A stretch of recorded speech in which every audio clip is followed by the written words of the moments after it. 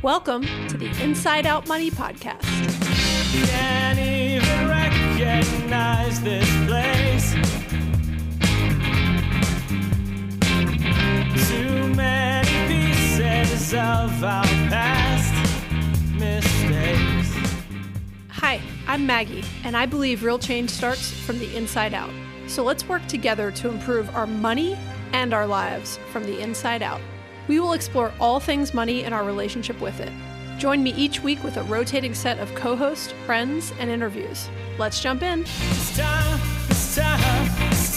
we going round and round and round and round. Hello. Hello again. So nice to see your face in person.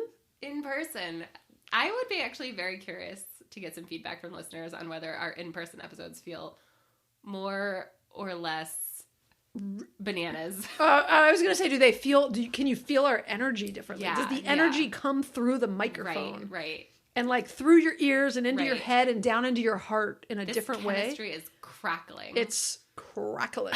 Good. People don't use the word crackling that often. That makes me think of Rice Krispies.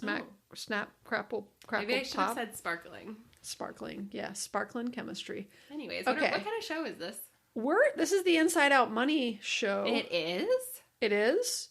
It's a personal, I don't know what it is actually, but my script says it's a personal finance podcast focused on redefining wealth from the inside out. Welcome. Inside Out. Every week, I speak with a rotating set of co-hosts about a different financial topic focused on helping you improve your financial mindset and tactics. Today, we have Liz here. Mm-hmm. Also known as Liz Gets Loaded on the gram. Also known as in person in my office right now. Very exciting. I'm in your office. In my office. On the couch. In my office. It's really nice here. I'm sitting on a couch. I'm under like a cozy blanket. I have a nice little pillow behind my back for back support. It's nice. You just made me some delicious dinner. You need anything? I made some vegetable soup. Was it nice? It was so good. Yeah. I could never recreate it again because I just throw things in when I make soup. Okay, do you need anything else before we get started? You comfortable? Maybe you could like braid my hair, give me a shoulder rub. Yeah, I can't reach you, but afterwards we'll do a massage train. I was trying to think of the word for it. Yeah. It's only two of us though, so it's gonna be a short train. Okay, what are we talking about today? Finfluencers. I like how you put the F in Finfluencers. We put the F in Finfluencers. We put the F in Finfluencers. So, are we Finfluencers? Well, before we get into Finfluencers, okay, can I just tell you, because we have a lot of thoughts on this. We're going to get into what they are. If you've never heard that term, we'll explain it in a minute. We're going to get into the good and bad about them, how you know if someone's worth trusting, and the regulation and oversight that it does and does not exist, why they get a bad rap, and just a bunch of thoughts on Finfluencers. Yeah. But we happened to last night be with Andrew, and we mentioned that we might record a podcast on Finfluencers. And Andrew immediately says is, let's say it on the count of three. They're horrible. Oh, wait, sorry. I'm gonna cut that out. I was just because we're in the same room. I was just pointing. You said let's count to three, and I was pointing my fingers at you. Okay, here we go. You were supposed to point one finger and then two fingers and then three fingers. That's what counting to three means. Okay, you good? Okay. Could you please control yourself, Liz? I was gonna count to three, and then I sort of just ruffled my fingers in the air. But let's do it again your way. One, two. I wish we had video evidence because you. There's no recording this, okay? Okay. It's only voice. So let's go. Okay, here we go. Rewind. Wait. We said count? We're gonna do an episode about Finfluencers. And Andrew immediately goes. Didn't even ask anything. You count. No, you count. Oh, say it out loud. Since you think it's so important to say it out loud, say it out loud. I was counting. Stop it. Say it out. They're going to forget what we're talking about again. Go ahead. Say it out loud. For the record, I held up one finger and then two fingers and then three fingers. And then Maggie started yelling at me. Okay, go. We said we're going to record an episode, Third Time's a Charm, on Finfluencers. Andrew immediately says, one, two, three. They're horrible. They're horrible. We still messed it I up. He still said messed- they're horrible. All that buildup. Andrew goes, they're horrible. And then Liz is like, I don't need to say what you I said. literally You were said, here. I playfully swatted him on the shoulder and I said, Andrew, we're influencers. How? And then I clarified and I said, Andrew, I think you mean specific people are horrible, not Right. all finfluencers, which we'll talk about. Right, exactly. And you should still, reserve judgment on whether we're horrible or not. So No, we're not Okay. horrible. But wait, I posted something on Instagram stories too about influencers. And Justin of Haley and Justin of The Price of Avocado Toast had almost the exact same What did reaction. he say? He said, okay, hang on. Let me tell you what I said.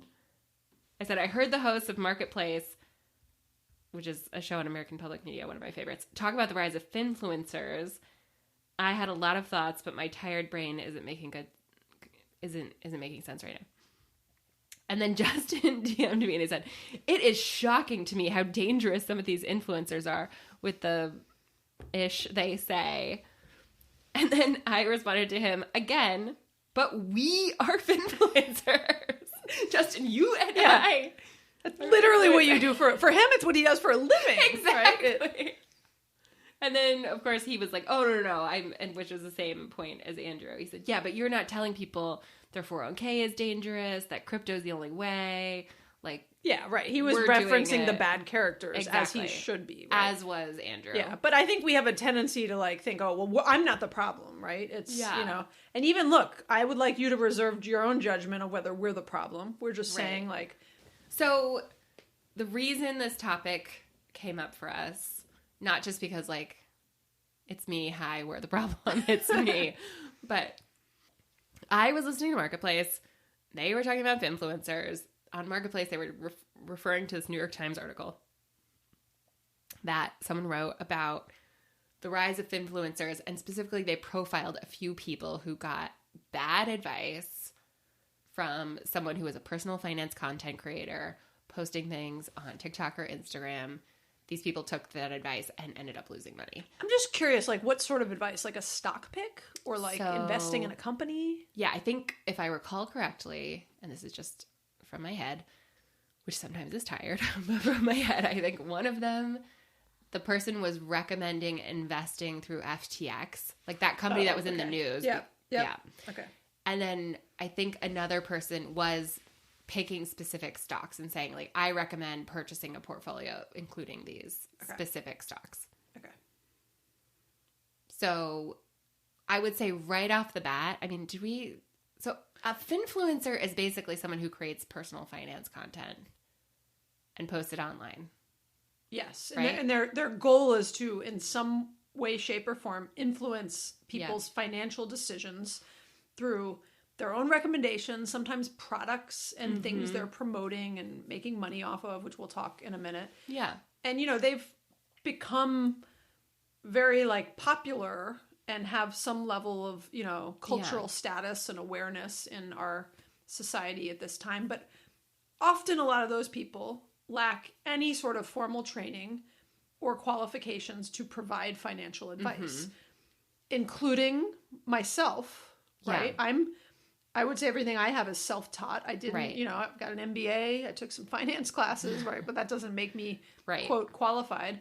And I think now is a good time to use a disclaimer that we use in some episodes, which is this podcast is for entertainment purposes. If you haven't listened to this podcast or the amount of laughing we just did, you might not realize, but this is for entertainment purposes. And obviously we want to inspire and influence good financial habits in people. Right. But you should not, everyone's personal situation is different and unique, and we don't know yours specifically. And so we're often giving advice of what we do and what we think is good. But you should not take this as formal financial advice, right? You should, always consult a professional and, blah, blah, blah. Take that disclaimer. Yeah. But Right. I like to say I'm not a financial advisor, and I'm definitely not your financial advisor. yeah. And I also used to say often, don't take financial advice from a stranger on the internet whose username implies she's drunk. Yes, Liz is referring to her own Instagram. Liz gets name loaded, Liz right. gets loaded. Yeah, the money kind of loaded. Wink, wink. But I think I just want to say Finfluencers really technically is anyone who's out there talking about personal finance content. So that's anything from put all your money in crypto, 401ks are a scam, to the like, here's a way you might work around tax laws to pay your kids. To like budgeting and meal here's prepping. how to find a coupon. Yes, right. Like yes. that's all Finfluencing. Yeah, here are my favorite free products that are out there. Exactly, Like, yes. exactly. And so I think that sometimes people use this term Finfluencer, and it feels a little like sometimes people use it in a pejorative way. Yeah, it feels like just it has like negative connotations, Right? Just from the But technically, anybody who's on the internet talking about money is a Finfluencer. Yeah. So just to like lay that as groundwork, that's how we're going to use it. Yeah, and I think even today, pull it together, Liz. Can you look? This is a serious podcast. We're talking about serious topics. What are you laughing about? I'm laughing because I said hand job. And Oh. you gave me no reaction. I didn't even hear you whatsoever. say hand job. I was giving her like a hand signal that I had to cough. We're cutting all of this out. Don't. Oh no, this is staying in. What are you talking We're about? not putting hand job in the podcast. Well, it wasn't a real hand job. You just got a review that from someone who said their 10-year-old likes to listen to it. Oh, I see what you mean. That looks like I'm It looks right. Yeah, If you go like this, got it. Noted. Appreciate the we feedback. have to take all of it. This is the best part, though. That goes Either on I the cut the Patreon. beginning or this stays. I'm just kidding. Okay, I'm really just fucking around. Okay. Okay, but this is all bad for you, not me. Just to be clear. Okay, I will quit. I know.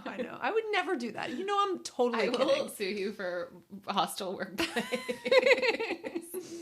That you're like, I want 5 years worth of back pay. And I'm Exactly. like, okay. I want 10 years of severance. Okay. Okay, here's what I was going to say before you start laughing, so we'll pull back to that. The other thing about Finfluencers now is there's just such a, like, voluminous amount. Mm-hmm. Is that the right use of voluminous? Because I feel like very... Such a volume of them. such a big volume. There's a lot of them. I just wanted to say voluminous because I don't get to say that word. It's like a beautiful word, you know? Yeah. Voluminous. Yeah. It sounds It's like a such flower. voluminous Yeah. There's field. just a lot of people out there doing this. Like, what a time to be alive. Yeah. We gotta try to get that into every episode. I know we should. What a time to be alive where, you know, information like this is democratized.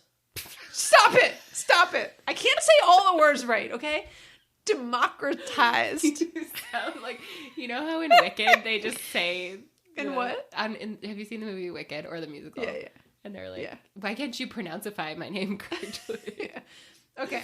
Anyways, That's gonna stay in probably, just so that's you know. fine. It just so much has been democratized. Mm-hmm. And anyone who, like you said, who's just an enthusiast. I love the term financial enthusiast, which Yes. I feel like you might have coined, but I don't know. No, it actually It's like a came real thing? from, well, no. So someone, when I was talking about this, someone DM'd me on Instagram. Emily, MEB78, used the word enthusiast. She said, I think you can be an enthusiast as long as you're doing it in good faith. Yeah, I like that, Emily. And then, actually, I'm just going to read this as long as I'm here. She said, honestly, I found you because I was looking for a good explainer on donor advised funds, and yours made more sense and was more interesting than the professionals, in quotes, I found. And I think that underscores the point you're making of, and I'm so passionate about this. Like, seriously, what a time to be alive. Anybody can go online and say, this is something I'm enthusiastic about. This is something I want to talk about, and can put out content. And there's definitely cons to that, which I think is what we were trying to dive into today, because there's not a filter. And on the other hand, there's not a filter. Like, if you and I wanted to go, and I know I talked about this in another episode, if you and I wanted to create the kind of content we're making now, 10 or 20 years ago, we'd have to convince a publisher that we were willing to give a book deal, or a radio show, like, we're worth putting on the air, or a We'd TV have to show. physically live in the same city. We'd have to go and book studio time. Yeah. We'd have to have someone to broadcast our, Exactly. And but there's gatekeepers. There's other people who Yes. decided Yeah. what content is worth putting out or not. Yes. Like, a TV channel only has 24 hours a day. They can only Yep. put so much out. And so it's completely pros and cons. But I also think that idea that, I don't know how many of us have sat through that, like, boring retirement seminar or webinar that your company puts on once a year. and they're so restricted that they can only say specific things. They have to say it in this super polished, super professional way, and it just doesn't land because it's not like a friend talking to you in plain English. Yeah, and because they are licensed and they have various regulations they have to follow, and they've got to be careful about what they do and don't say. So yes, the like good and bad thing, which we'll get into, is these, Finfluencers, more like an enthusiast, which I would call myself, can put something online, and if the quality of the content is decent, it doesn't actually have to match the quality of what they're saying. So a lot of these Finfluencers put out, there's a really good production value to what they put out. Like, it creatively looks good, sounds good. Yeah. But it doesn't mean that the actual advice is good, right? Like, there's people that have a terrible production value to what they put out, but they're saying something great. And then there's people on the flip side, and then there's, all sorts of things in between that. So I was even looking for like some stats and data around like the number of Finfluencers. Like, there isn't really even any good data out there. Yeah, it's not tracked. So. I know I would guess there's, tens of thousands, right? I don't know if there's millions, but there's definitely, it's like, I don't know. I'd venture to say well over 100,000.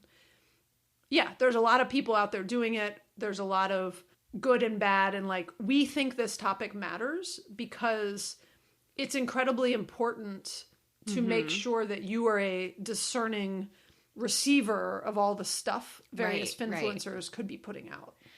Yes. And it's important, and I think it's worth a whole episode because, again, it's nuanced. It's not like Finfluencers are bad or Finfluencers are good. It's both. Yeah, and just like almost every facet of life, let's take teachers. There are good teachers and there are bad teachers, and there are excellent teachers and there are terrible teachers, and there's all sorts of ranges in between. And so this is no different, that there's good players and bad players. Right. And you, as a student, I'll have my kids come home and complain about a teacher, and I'll have them rave about a teacher. So you as a student of that teacher have to make your own assessment on whether this is, feels right to you. And again, there's just good and bad information, right? Like the benefits that society has received from Finfluencers are some of the, good part of it. The idea that financial education, which most of us were never formally given in any way, in any sort of schooling. I went through, 18 years of school as a kid, or not that many years. I guess I started at like 5. I don't know. Right out of the womb. Right out of the womb, I was learning things. Like 12 or 13 years. 12 or 13 years of, whatever up through high school. Then I went to, college, and I went to graduate school. I was never given any formal education about personal finance. I took all sorts of financial classes. Yeah. And so this has now been democratized and put out there for everyone, just like clouds, as we've discussed in some previous episodes. And we're talking about clouds in the sky. To be fair, I just think like clouds in the sky, they're great. Are really cool. They're the available most egalitarian of nature's displays. They are, and they're available to everyone to look at anytime you want. I don't think that's a joke. I think it's very I'm not serious. joking, by the way. I'm being serious too. Do I sound like I'm just kidding? You look so serious. Like I offended your cloud sensibilities. I was just pretending. But so there's all these like good things about it, but then there's also all these bad elements of like, there are people that misuse the fact that it's so easy and that there's no regulation. They go out there and they have nefarious bad intent, and they are pushing out scams and misinformation, and they have a side agenda, an ulterior motive to why they're pushing out the information that they're pushing out. And as Andrew said, they're horrible, right? There are people who are horrible, and then there's some people that are awesome. Yeah. And have made so many more people in this world aware of how to do better with their finances. Right. There's really good content out there. And, going back to what you said, there's good information and bad information. And even among the bad information, I would say there's bad intentions, and then there's bad information with good intentions. Sometimes people probably really do think that they're helping you, and they're just not. Yeah. So. Yeah, that's a great point, too. If I've ever given, every now and then someone will write in and, like, clarify something we say, and I'm like, oh, cool. Wasn't trying to misquote that thing, right? Yeah. We had the best of intentions, and we're not perfect, and we will make mistakes sometimes. Right. Which is why we will say this multiple times, but you should always do your own research Yeah. and look for additional information. So we want to talk a little bit about like how you know who's right and wrong, but you do have to do your own research because this isn't super regulated. There's very little regulation, and even the regulation that's in place, there's not a lot of enforcement and oversight of that regulation. Yeah. Except, For example, like Australia actually now has a significant, I don't know if law is the right word, but requirement that operating as a Finfluencer without a specific, what they call AFS license, which is a particular type of like financial license, can result in significant penalties under the Corporations Act of 2001. And so, I mean, there's penalties that can include criminal charges with imprisonment for an individual of up to 5 years, substantial fines relating to millions of dollars. And I have heard from some other people and someone I actually met at Camp Fi who lives in Australia, that many Finfluencers in Australia have just quit doing that because it's not worth the risk. I think I followed a good number of people around the time that law went into place, and they all went online and were like, okay, I'm not going to do this anymore. And I'm sure, like we've been saying, I'm sure that law did some good. Yes. Because it probably shut down some people who were providing bad information, and it shut down a bunch of people who were just giving very boring, sensible personal finance advice, like spend less than you make and invest the rest in index funds. Yeah, who were giving like budgeting advice. Exactly. And, yes, the advice around living within your means and just, very, very basic stuff, which we'll talk about more when we talk about assessing kind of what's good and bad. But, there are also, we're not going to get into all of them, but there are also some regulations in other countries that are unique. I will say there's very few formal regulations in the US and also that are in any way regulated, right? So even if they're technically enforced, I should say, yes. So even if technically there's some law somebody could point to, there's very little oversight and enforcement. There's no like agency that's really watching this. I mean, certainly if you're pushing like an actual scam, that's one thing. Mm-hmm. So it is worth noting, there certainly have been cases where in the United States, for example, Finfluencers have been charged with fraud and other sort of financial crimes, but they're really big like schemes where they're, like there was one in 2002 where 8 men were indicted for $114 million securities fraud scheme that was orchestrated through social media. And they were using their social media presence to hype interest in particular securities, and they were posting false and misleading information. This like whole pump and dump schemes. So certainly there are cases where there's very egregious violations of things, but the average, I mean, there's just tons of like small to medium sized Finfluencers that are spewing bad information out there that's sort of like not necessarily about a particular stock, but it's just like inaccurate and not the best advice. You should not assume that there's anyone out there policing like, oh, they wouldn't let them post this if it wasn't true or good advice. Right. Like that is, this is not a place where like the government is trying to step in any way. And often if the government is stepping in because it's a big enough, bad enough situation, by the time they step in, you might have already taken their bad advice, right? And so we'll get into this of like some red flags to look for, but I think it's a good time to transition to like, how do we know if the content we're looking at from somebody, how do we know if they are right or wrong, if they are one of the good or bad players? Like, what would you look for? So I've been thinking about this a lot over the last few days, and I think my hypothesis is that the biggest thing to look for is consensus. And that the thing is that there's no new personal finance advice like under the sun for quite a while.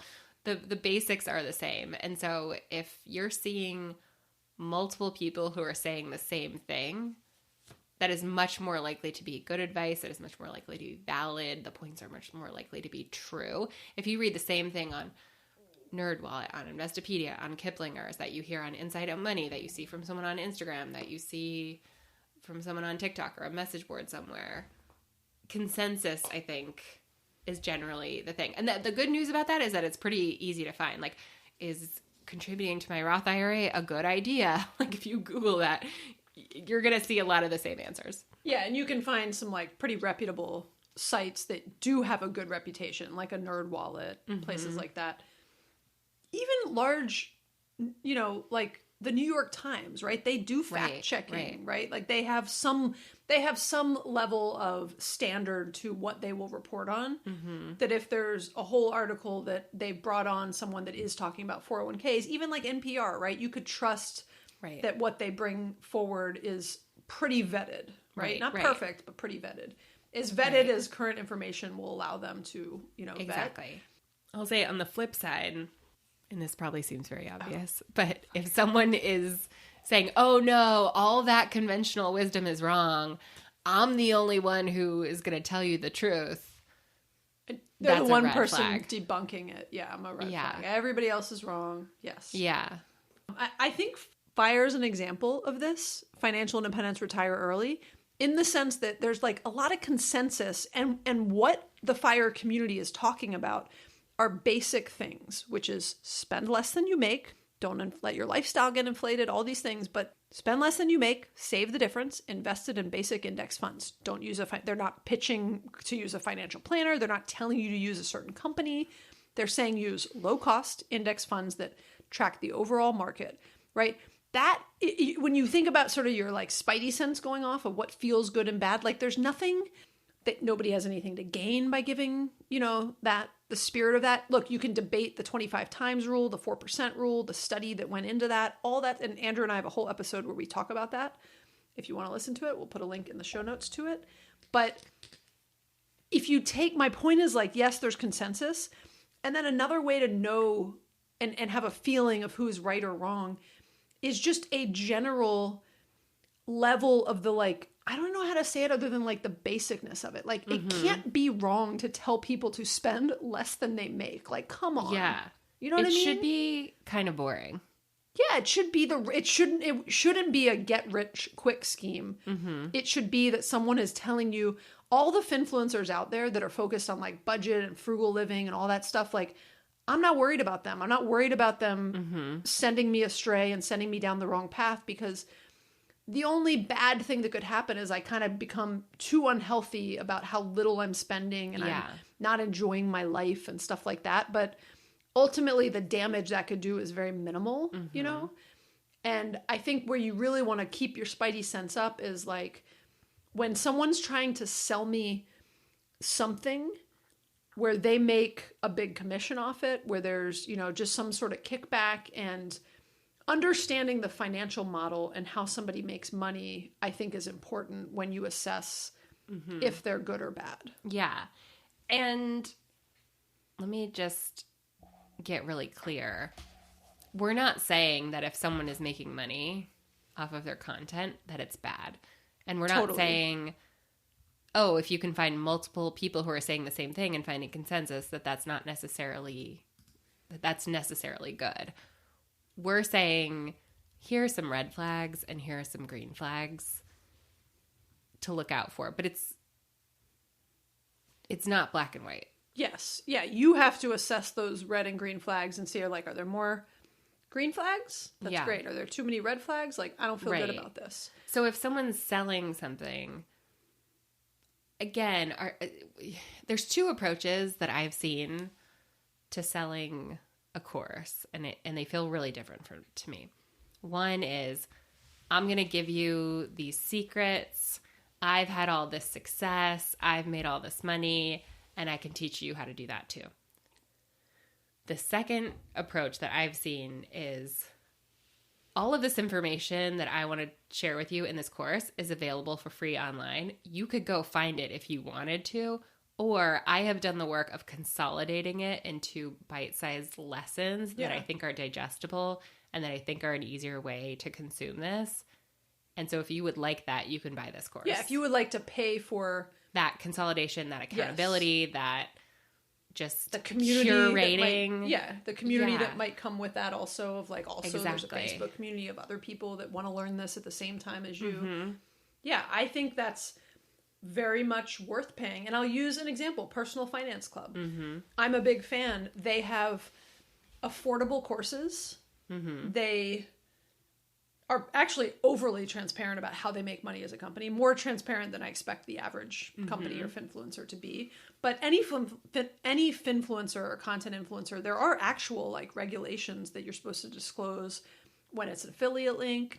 Again, there's not enough regulation around this and oversight, but there are rules around it. Yeah. And so they're supposed to disclose that. And so like that's a green flag when somebody is disclosing that things are affiliate links. Always makes me feel a little bit better that I trust their content and that again they're doing their best. They may make mistakes, but they're trying to do the right thing and they're educated on the space. I agree. That might be. I'm biased because I post from time to time an affiliate link, and I always make sure to say when it's an affiliate link, and it really bugs me when someone do it. doesn't. Yeah, it just feels dishonest. Yeah, I don't post affiliate links that often, but when I do, I always do. And you should call me out if I ever don't, because it's a total If you ever oversight. didn't, I would assume you forgot, and so I will tell you if you ever forget. You should, so thank you. And also, you should if you're listening to this, right? And I forget to say it. And then, you know, I have mixed reviews about some courses, though. Like, and again, this is where, like, use your spidey sense. What I sometimes get a bad taste in my mouth about on courses is when there's an incredibly expensive, you know, like, let's take Personal Finance Club. They sell a course that's like under $100 on investing and other things, like good value. You get your money's worth. It like feels great. And again, they've kind of curated all this content into one place for you and created a bit of a community for you. And I think that's great. And they should get something for that. And I always appreciate that Jeremy, the founder of Personal Finance Club, is really upfront that he posts all the same information for free on Instagram. So if you just wanted to follow him for like a couple of years and read every post, you would get the same information. Or they've just put all that information into a course. And that's completely, to me, that vibe is so different. Like the red-green contrast between that versus like buy my course and I'll tell you the secrets. And it's all behind a paywall, and I'm not really going to I'm going to like tease you all the things you'll learn, but I'm not going to show you any proof until you pay. Only if you pay right now in 5 installments, and the price is going to increase in an hour. By the way, I'm like a big red flag to me. You really don't like high-pressure sales. I don't like high-pressure sales. So when there is a situation where if you purchase now, you get one price, and if you want to think about it for 24 hours later, you get a different price. I don't like that. That's a big red flag to me because they're putting a high pressure. I get that that's a legitimate sales tactic. Doesn't mean it isn't a big red flag to me, though. Yeah. Because I believe if you have confidence and trust in your product, it should be the same price all the time, and you shouldn't be concerned about me wanting to think about it for 24 hours, which is a very healthy response. Yeah. When you get sold anything, sleep on it, you know? Well, I'm not sure you can be out in the world pitching yourself as someone who's trying to help someone with their own personal financial responsibility and also being like, don't think about this purchase for 24 hours. Well, a lot of the people doing that are often selling courses not around how to like save money, but around how to make money. So there's some like real estate courses that are, I think, kind of predatory. There's some conferences in real estate that are predatory. They charge thousands of dollars. They pitch that you're like, everybody that comes is going to be able to like get rich off real estate. And like, that's not even feasible based on the number of, you know, people that attend these conferences and the number of, you know, houses available in the market. And so it's just, you know, I just think, again, use your judgment on if it's an amount you're willing to spend, if it's an amount you're willing to lose if it doesn't go well and you feel like you know, do they have a money back guarantee? Yeah. I love places. I actually signed up for a Finfluencer. It wasn't a Finfluencer, it was a content influencer course about something podcasting related. Oh, cool. Signed up for it. I'm not even going to name who it was. Was not happy with it. And I was really, I have a lot of like space and patience for like a developing course and something else, but it was marketed as one thing and I didn't get that. And I reached out to the person. They had a fantastic response. They appreciated it. They immediately gave me my money back. And I'm not quick to ask for my money back from somebody running a small business like this. And they very much had kind of a bit of an explanation on like why I didn't get some of the things I was expecting out of it. And like that they, you know, sort of just, it was not fully built out yet and just, you know, a number of things. And I was like, I appreciate that. I will now forever trust that person if they put another product out in the market that, and again, it had a money back guarantee. And so look at that kind of stuff. If someone feels that confident about their product, it will likely have a money back guarantee. And if they have, you can check for Better Business Bureau complaints. There's a lot of things you can do to do a little bit of homework on this. I got a good question for you, Liz.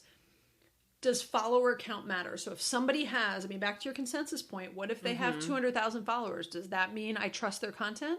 That is, to me, that is not part of my consensus theory. I think follower count matters, maybe not 0%, but like It could be very misleading. 1%. Yeah. Because, Well, you can buy followers. yeah, if nothing else, you can buy followers, you can buy likes, you can buy anything. What a time to be alive. What a time. And there's the kind of clickbaity, salacious, provocative content that we might find questionable might also be the kind of thing that would get you a lot of followers. Yeah. I listened to this amazing episode of Hidden Brain one time, and it was about how we think as a human that we're really unique, but most of us like the same things that other humans like. So I generally like to believe the consensus. Like, I think if a movie is popular, I will probably also like that movie. I think if a lot of people liked a book, I will probably also like that book. Have you watched the new Bridget Jones Diary movie yet? Yes. Oh, I was kind of hoping maybe you hadn't and we could watch it together. We while can you watch were it here. together if you want. Okay, I haven't watched Watch it yet. again. Did you rewatch the first two before it? I rewatched the first 3 because I had COVID and I was in bed and I had nothing Oh wait, else how many to do. were before it? 3. This So is the there's fourth one? Bridget Jones, The Edge of Reason, Bridget Jones' Baby, and then this one was Bridget Jones Mad About the Boy. Okay, what did you think? I liked it. Okay, this got me off topic because you mentioned like if everybody likes a movie. Okay, Okay. back on topic. I was wondering where we were going with that. Nowhere as usual. Perfect. So like we said, be cautious about Finfluencers like us. What about their, okay, we talked about follower count. What about their credentials? Does that matter? Like what if they're a certified financial planner? I'm going to answer the question for you and they want to sell me whole life insurance. Well, they're a certified financial planner, so I should trust that that's a good product, right? No. I'm just teeing up the balls for you to hit, Liz. I think Is that how people say it in sports? Did I get it right? teeing up the ball. I think that's Teeing right. up the balls for you to hit. Yeah, setting it up. Setting it up for you. I have personally received some bad advice from people who are professionals, from people who talk about money for a living. I have too. And I've paid them a lot of money to give me that bad advice. Yeah. Yeah. Did you pay? I played Tell me about financial planners, multiple Yeah. different ones. Yeah. I think I did a whole, when we talked about how to break up with your financial planner, which we'll put that we'll put that link in the show notes.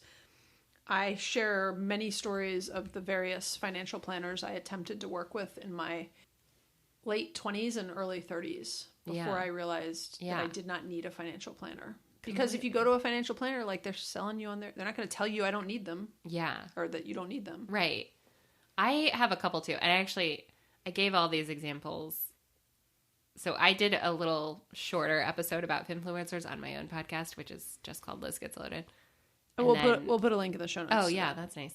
And then I was telling Maggie about some of these thoughts, and we decided to do a much longer, much more tangent-filled episode. Tangeful? But Democratized? yeah, I don't think that someone who does this, when I say professional, I mean someone who talks about money and gets paid, like in some kind of W-2-ish kind of job. Yeah. That's not a guarantee Yes. that they're going to be giving you good information and making good suggestions that are right for you and your family. Yes.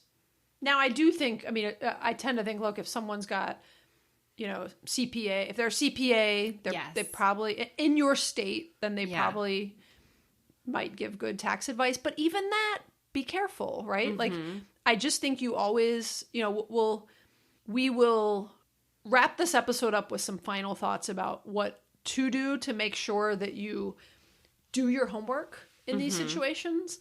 But I think in general, just be cautious that some fancy credentials doesn't guarantee that you're getting good advice. Though the people in that lawsuit that I quoted earlier that got charged, probably, I bet you some of them had some credentials. Some, some of them probably passed their Series 7 and had, done blah, blah, blah. Yeah, exactly. And also, there's a lot, what am I trying to say? There's a lot of different financial topics. So someone who's a CPA might not have any credentials related to investing or vice versa. And I was reading another New York Times article when I was reading this thing about Finfluencers that they profiled someone else and kind of said, oh, well, this person worked as a trader for a few years before starting to create financial content. And again, that doesn't necessarily, that's probably not the kind of job where you learned like why it's a good idea to max out your 401k or why term life insurance is a good idea or how to use a donor advised fund, you know, in early retirement planning. Like I don't know. I think this is the kind of thing where credentials, certainly they can be helpful, but it's not a guarantee that you're getting good or correct information. They're one of many pieces of information that you need to take into account. And again, make your own assessment based on all of the different pieces of data that you have available to yourself. And I'm not saying that's like, again, you can be a CPA and give good or bad financial advice on the internet. You can have worked as a trader and give good or bad financial. You could pass your Series 7 and give good or bad advice on the internet. Like, it's all these little data points. Yeah. I mean, there's even, you know, another data point is Greg was like, when we were having this conversation, after Andrew said they're horrible, Greg was like showing us this debunker that he likes. That's their Instagram is Tax Leverage JD. And they debunk people that give like bad tax advice. Mm-hmm. And I believe they have some sort of credentials also. But even I think, Liz, your response was like, well, how do we know which one of them is right? The person doing the debunking or the debunked? Right. Who do we trust? And I mean, in general, and Greg, I think, had a good answer. Is like, well, this is the person who's not trying to like... sell me something. Exactly. Tell me something sketchy to or do. tell you, like, what incentive does this person have to debunk this thing? But I do think, you and I were talking about this earlier today, debunking has become like its own genre of content, and not even just financially. I've talked about this before, but a friend of mine, and I call this snark casting. Like, there's this whole genre of podcasts where people just go on and they're like, can you believe this book is so bad, this person is so bad, this whatever. And there's a couple You Were Wrong About as an example. I would say Maintenance Phase is one where they try to debunk like bad health information. I listen to Celebrity Memoir Book Club, where sometimes they like the book, but a lot of times they're just being snarky about the book. There's a bunch of different examples. And I personally found myself listening to a bunch of this content, and then I was like, wait, I don't think this is good for my brain to just listen to so much negativity, snark and debunking. Kind of. And again, it's become its own lucrative field to debunk other things because it's so popular. It's for some reason, as humans, we like a takedown. Yeah. And I almost sometimes I'm like, can I just get the like positive view without you having to take down someone else's wrong information to tell me what's right? Just tell me what's right. Yeah. So again, it's not it's not a perfectly clear whether debunking is a red or a green flag, right? You have to make the assessment on your own. Some other potential red flags are like anytime someone promises or guarantees you a return from some investment, nobody can promise you and guarantee you a return from an investment. So like that's a red flag. Any sort of get rich quick schemes is a red flag. Anything that seems too good to be true, you know? And like, you know, even Liz, you were like, all the people who are like, you know, people don't want you to know, like, they don't want you to know that this is possible. One weird trick. Yeah. The government doesn't want you to know that this is possible, but it is. Yeah, exactly. It sounds illegal to me, but... sounds fishy. Yeah, again, we talked to like, you know, people that don't disclose affiliate links, all of that. And so, yeah, I think our take on this is there are some signs and signals you can get of making your own assessment of who's giving good information and who's giving bad information. And those are some of the things to consider. I'm sure there's some things we missed though. So feel free to, you know, send us a note and give us your thoughts on what helps you to assess who's quote good and bad. We can do a follow-up. We can share. Yeah, and we can share some stuff on Instagram, so let us know. We should do a whole episode where we just like read mean comments about, you know how like Jimmy Kimmel does that, celebrities read mean tweets. Oh wait, where people say mean things about us? Yeah. Oh. Okay. We just like read the mean reviews. It's like, oh, I have. I mean, that won't fill a whole podcast because there's not been that many mean reviews, but we you're could probably right. read some of them. You're probably right. Anyways, let us know if we miss something or how you assess, because I think I started thinking about this and I got into this weird meta spiral where I was like, well, wait, I'm not a bad Finfluencer. But then I thought, well, how could I prove I'm not a bad Finfluencer? And it's like when someone says, I'm humble, right? Or, you know what I mean? Like when someone, I always think during job interviews, like one of your best strengths, well, I'm a pretty humble person. And you're like, that's well, weird. I don't know. Exactly. You say you're humble if you're humble. I'm not a scam. I promise. I'm one of the good ones. I'm one of the good guys. Exactly. I would say, I mean, I think that I want to say a couple things here.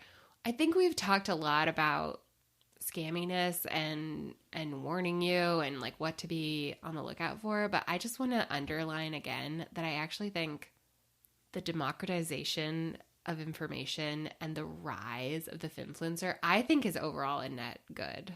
I agree. Do you agree? Yeah. I think for overall society, because the majority of people are hopefully able to discern the bad from the good. Mm-hmm. And there are more people, I believe, and maybe this is just my optimistic, sometimes naive view of the world, but there are more people out there trying to do good, like us, which again, it's always hard to, we're saying we're trying to do good, but we really are. But that's what the bad guys would say too. I know, you're right. Yeah, exactly. So I believe there are more people trying to do good than bad out there. I believe it's a net good. I think most people are putting out good information. I think most people have good intentions, not to be too overly optimistic, but I think that it's good. And I think also, and I think about this a lot, and someone, I was talking someone's ear off at the Inside Out Money meetup that we did, because every time this comes up, I get really fired up about it because I'm so passionate about it. And it's just this idea, again, that different people can deliver the same information and it will just land or resonate, again, with different listeners or consumers of that content in different ways. Like there's no new personal finance advice under the sun. Spend less than you make. Use your Roth IRA. Yeah.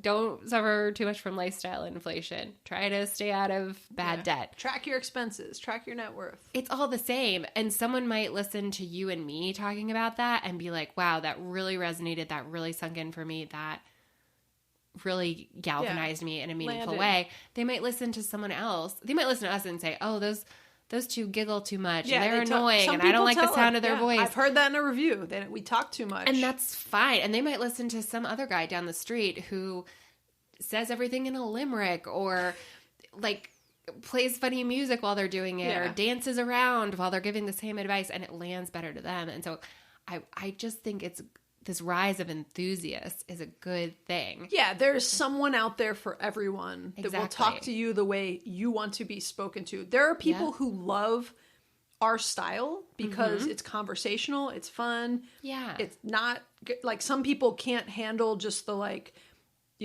quick and dirty financial, I don't mean quick and dirty, but like very, very formal and formulaic and like go do this, this, and this. If that's what you want to hear, you're probably not enjoying this podcast, right? And some people love that. That's the thing. I'm such a big fan. The metaphor I use the most in my life is puzzle pieces. And it's like not good or bad. It's not like we're good and someone else is bad. Yeah. It's that what we're putting out there is a specific shaped puzzle piece. Mm-hmm. And if it fits into like your puzzle piece of the way your brain digest that information, then we're a good fit and that's great. And if not, it's so good that there's so many different influencers out there saying roughly the same thing in different ways, in different format. Maybe you like a 45 to 60 to 90 minute podcast. Maybe you like a 15-second TikTok video. Maybe you like to read a blog. Maybe you like to read books. But I just think the more people are out there saying this good advice, the more likely it is to land. Because 10, 20 years ago, it was only being delivered in maybe 10 or 20 different ways. Yeah, and today it's being delivered in thousands of different ways. Yeah, you had a very limited set of options that might appeal to you. And I mean, what a time to be alive. I don't think if people are really trying, I don't think they couldn't. That's like a double negative. If people are trying, they've got to be able to find something that resonates for them and the way they like to hear stuff. I feel like you're looking at me because I put my hoodie up. You at do some look point. a little silly. So at some point, you might not want someone who's like sitting there with their big purple hoodie on while they're giving you their thoughts on. You just look cute with the hood pulled Finfluencers. up. You look like a little elf or something. Thanks. And I think it's not to get, again, on this freedom of information, democratization of information, freedom of access. How great that you can find someone maybe who looks like you or is from your same background or just you have something else in common with them. And so you feel that connection. Yeah, and that information resonates more than it would if it was coming from someone else. Okay. I think that's great. I agree. Can I think I it's also... great. Okay, can I say one more thing? Yeah, you can. You can say whatever you want. Thanks. I feel a little bit... I don't know if uncomfortable is the right word, but when we were talking about this... Oh, sorry. Well, when we talk about this... No, not right now. Now I'm really comfortable. I'm on your cozy couch. I got my cozy blanket, but I feel like I almost need to not confess, but maybe disclose when we talk about what are people's incentives, what are their financial incentives. Yeah. Inside Out Money is a podcast. It's a passion project for Maggie and all of the co-hosts. We don't put ads on it. We don't make money. If anything, we lose money. We just paid a bar tab for our Inside Out meetup. That was a couple $100. We're officially in the red. In the red, exactly.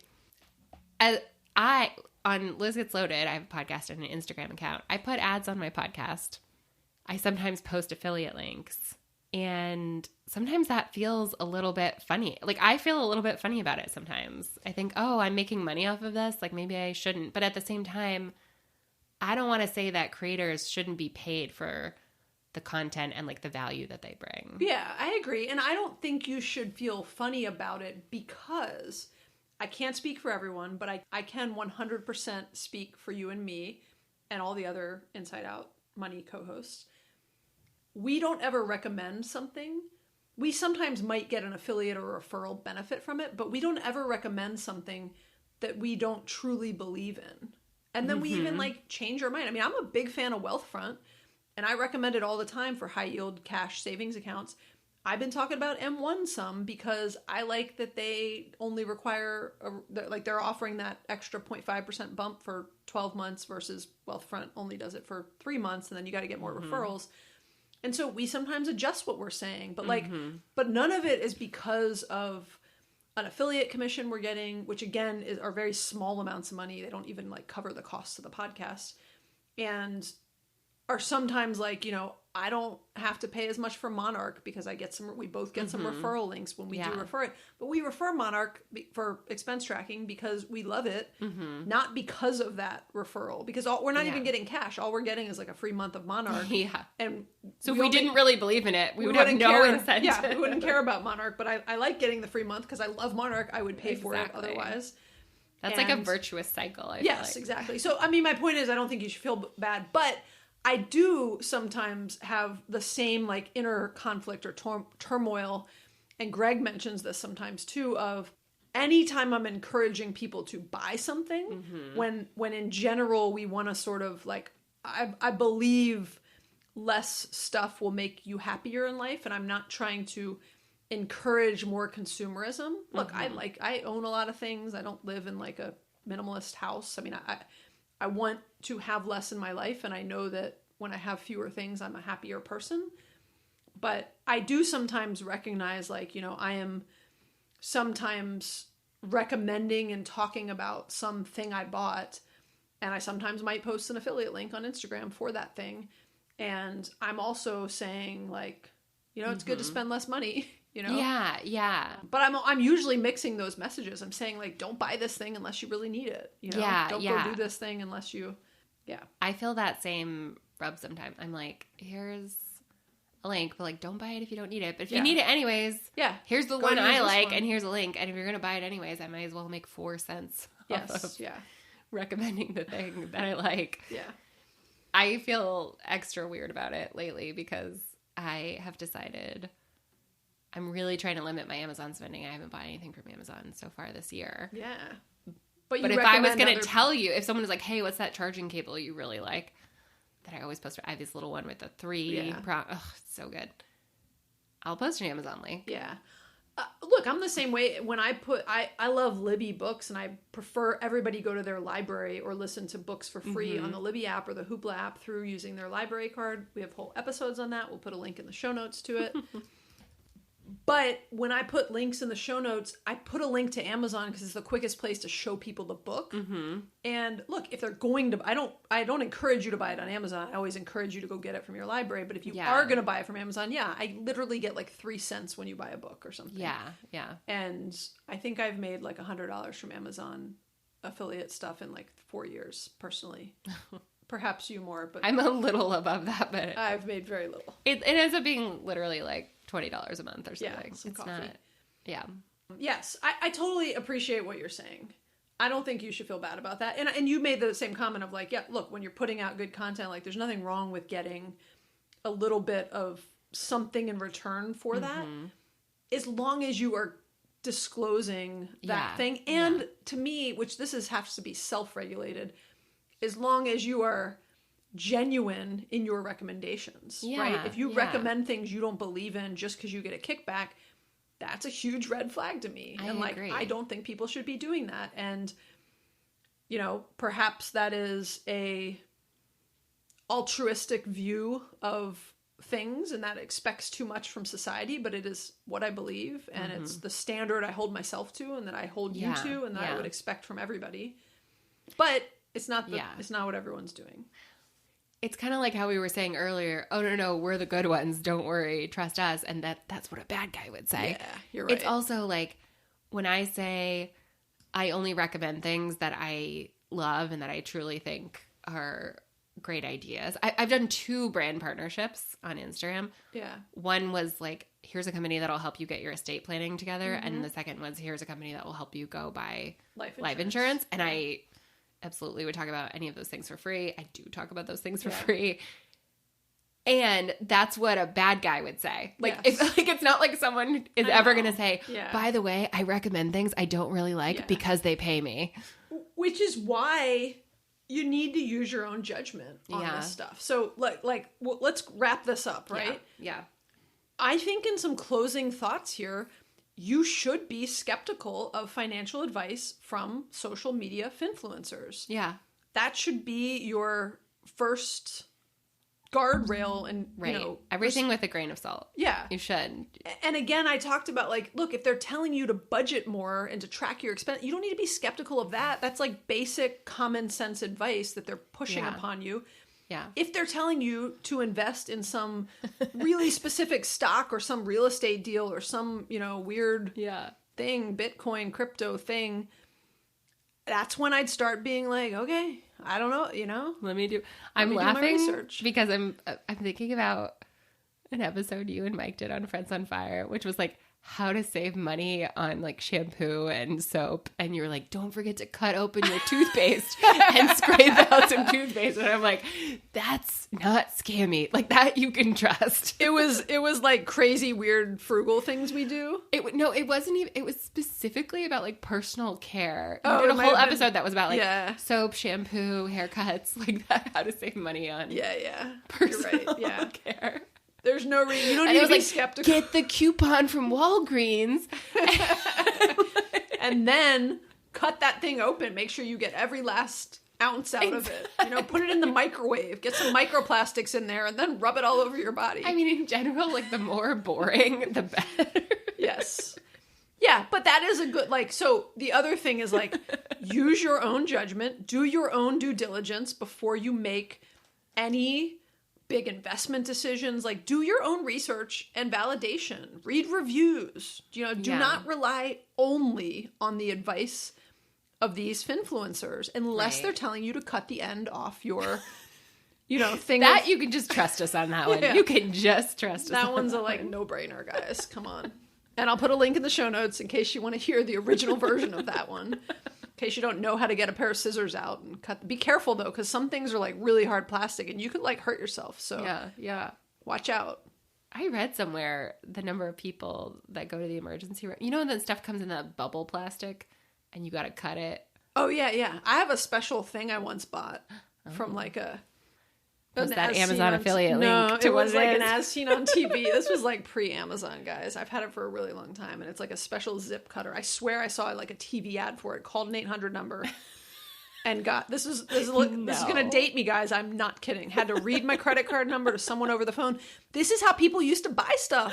Oh my god! You don't remember? I mean, I'm a little older than you, so I might even remember, but yeah, this was like it might have been. I remember ordering things out of the Delia's catalog by calling and giving. Yeah. Or Okay. you could fill out the little paper in the back. You could write down your credit card number and the item number for the things you wanted and mail it to them, and then they would. Greg mail used it to back talk about you. how he had to do that in St. Thomas to get a skateboard because he was like, it was hard to get stuff on he grew up on an island. Yeah. It was hard to get stuff. Okay, we are so good at getting off topic. I think we kind of closed that up, right?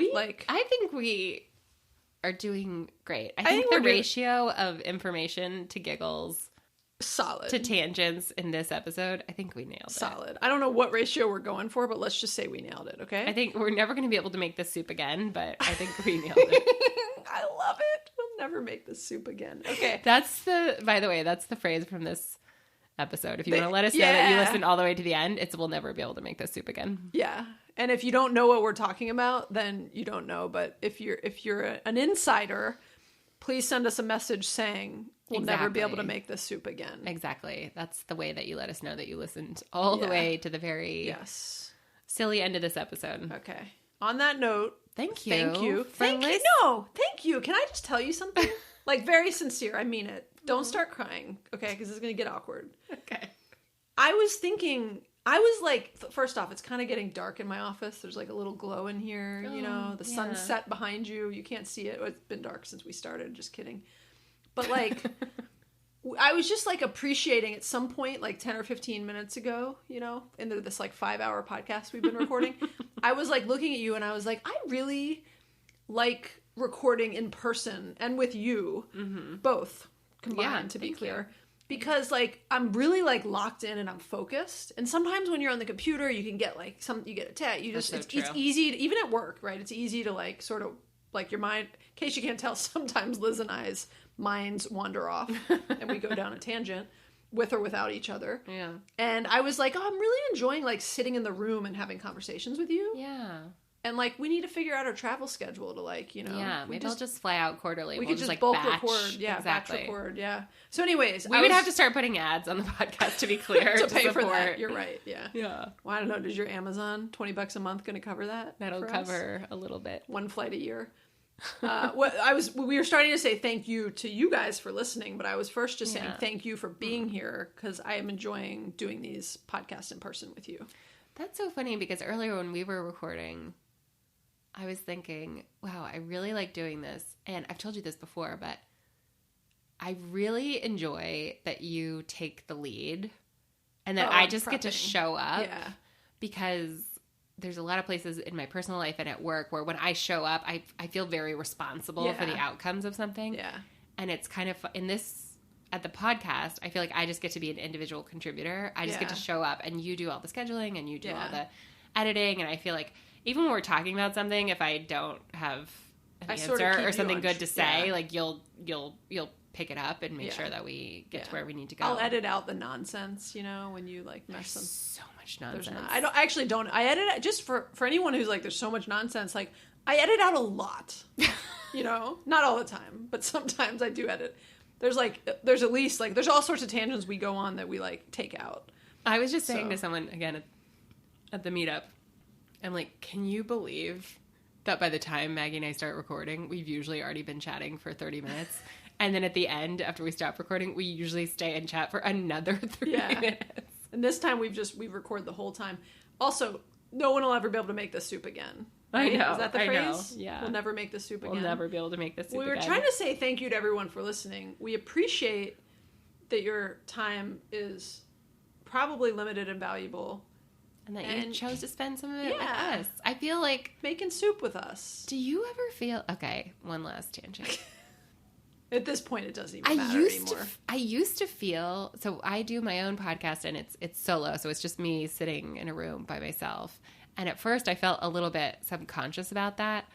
And now when I sit down, I don't know how to explain it, but I really do feel like I'm talking to a group of friends. I don't feel like I'm sitting in a room by myself. Because you gotten feedback at different times. Yeah, because I know I'm going to get messages. I've gotten Yeah. reviews. Like, I interact with people.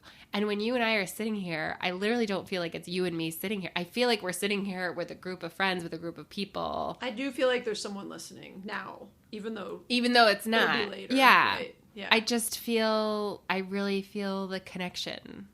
So, anyways, I just wanted Feel- the what's that connection song? The love tonight. So we really do. I just wanted to say it's not. It's thanks for listening. We appreciate you listening. No, seriously thank you for listening. Yeah. It is. You're welcome. I mean, I know. That wasn't to me. Sorry. But I was just like channeling what someone said to me of like, you're welcome. if you enjoyed today's episode, Oh, please so give us a glad. written review. Also, just like, that's so cool. Because like we were just talking about, if you enjoyed today's episode, that means our puzzle pieces fit together in that unique way. And that's really cool. And just wanted to acknowledge that. But we also would love if you gave us a written review on Apple Podcasts or on Spotify. That gives us some social proof. So people who haven't listened to the podcast before, go and find it. They look and see, oh, there's some other people who have left a review here. This is legit. Well, and on the note of Finfluencers, even though we were like, look, a lot of followers and other things, but I would say a bunch of like 5-star review ratings certainly is a nice thing, right? Doesn't mean we give good investment advice, but It's it one means, thing. like, Yeah, it's- exactly. It's one of the many measures and kind of pieces of data you can take in to assess. And Apple Podcast reviews, like we don't have any control. We can't have them taken fake. down or anything. Well, also, yeah, you can't fake them. You have to have like you can only do one per person. Yeah. Apple has a lot of controls over them. And yes, we have no control to take them down. So every bad podcast review, I can think of the word, that we've ever received is posted. There's only a handful of them, guys. But let's try to keep it that way. But it's not, as opposed to if you went to insideoutmoney.org and we just posted a bunch of good, like we could just make those up. Yeah. We could fake And those. I'd only show the positive ones, right?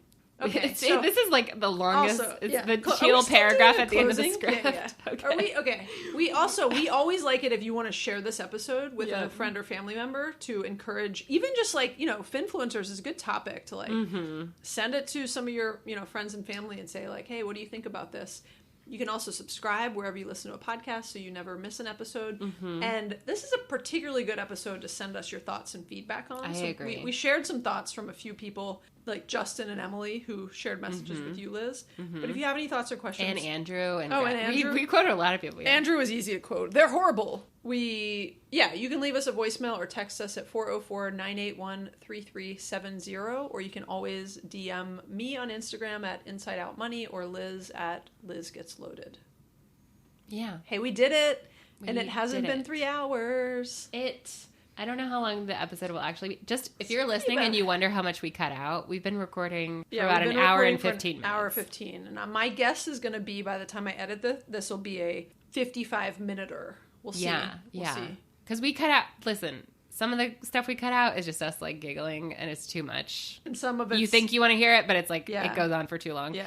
And then some of it is like one of us holding up our hands because we need to cough. Yeah, right. Because I also feel like this is like our first late night episode, or maybe it feels like one of the first We ones. normally record in the morning. We normally when we're record in the remote, morning, but it's late, and I feel like my voice is husky. I also feel like it's late, and I've got that husky. I don't know where I was going with this, but I just feel like You were trying to say goodnight.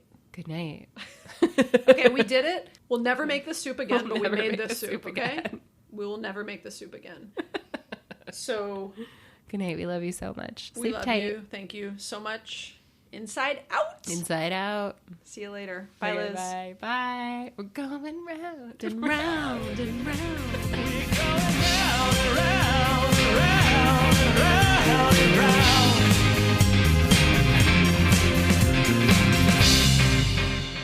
Love Kai Rist. I have such a crush on I know Kai you do. Ristel. I know you do. Hey, hot mic. I have a crush on Kai Ristel. Full on crush. I'm sure. Not just a crush, probably like an actual like fantasy. Like I'm you sure I would dream get a about full him. hall pass Oh if yeah, requested. yeah.